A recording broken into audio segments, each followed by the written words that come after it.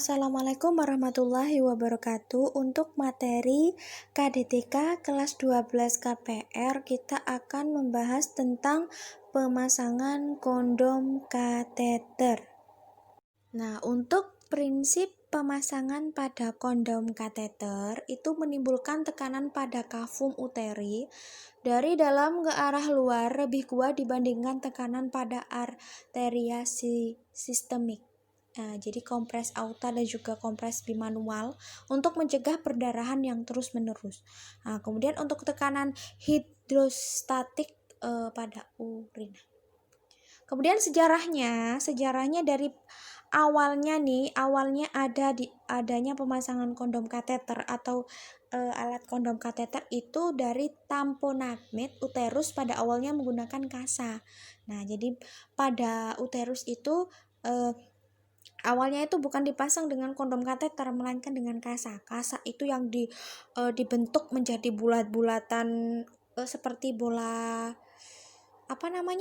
seperti bola tenis ya, seperti itu dimasukkan ke dalam untuk menampung urin. Sebenarnya dulunya seperti itu. Nah, terus kemudian karena bisa isunya itu mengakibatkan terjadinya infeksi, jadi keadaan tindakan dari tamponet ini ditiadakan. Jadi diganti dengan pemberian kondom kateter. Jadi dibuatlah alat seperti itu yang bahannya terbuat dari macam-macam ya. Yang tahu saya itu terbuat dari lateks. Ya, tapi untuk bahan-bahan lainnya untuk di luar negeri saya kurang paham ya. Jadi kalau Indonesia itu rata-rata menggunakan lateks. Kemudian untuk tamponnya itu kurang padat, juga resiko trauma tidak lagi populer. Nah, dari segi efektivitas, tamponet ini dapat mengontrol pendarahan pada auta Antonia uteri sampai 97. Ya, jadi selain dia itu menampon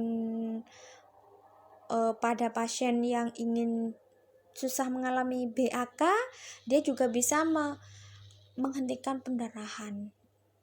Ya, jadi menahan adanya terjadi pendarahan yang banyak ya.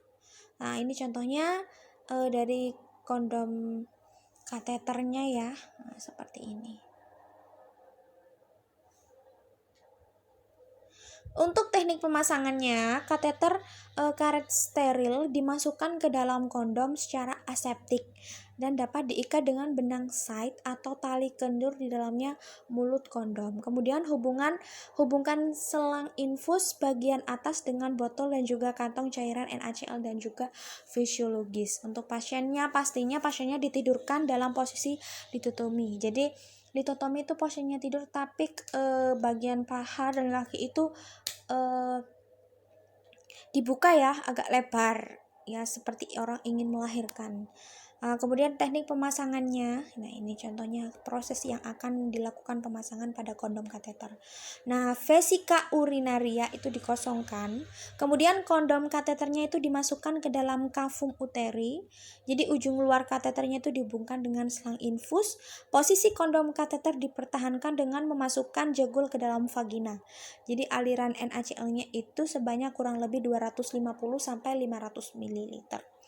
Pendarahan diobservasi bila berkurang banyak maka aliran cairan segera dihentikan.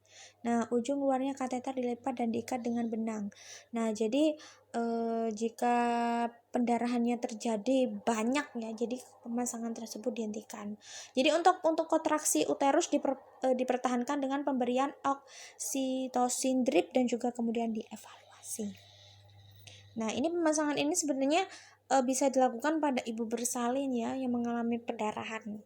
Jadi jika berhasil, kondom kateter dapat dilepas setelah 24 jam setelah sedikit demi sedikit dikurangi volumenya. Jadi air yang awal mulanya itu berkisar 250 sampai 300 ml yang ditampon NaCl-nya ya di dalam kondom kateter tersebut itu perlahan-lahan dikurangi.